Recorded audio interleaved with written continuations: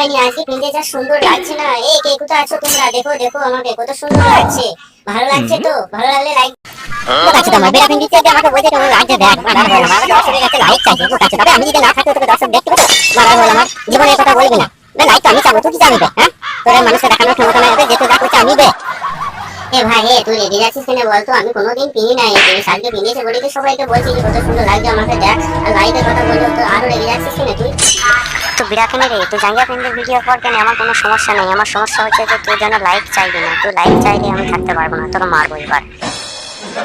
এই ঝগড়া করছিস কেন? তোকে ঝগড়া শুনে আজকে সারাদিন আমার কানটা ব্যথা করছে। আর ঝগড়া করিস হ্যাঁ ভাই আলু, আমি আজকে প্রেশার দিয়েছি বলে আমি মোবাইল আমার সাথে ঝগড়া করতে দিয়েছি, কি হলো? আলু আর একটা কথা বলেও মানুষের পেটে না, তো মানুষের ঘাড়ে ভরে দেবো শালা। কি ভরা এই মোবাইলটা রেখে আছে, এদের মতো নাক না গলি পালিয়ে যাওয়াটাই বুদ্ধিমানের কাজ হয়েছে।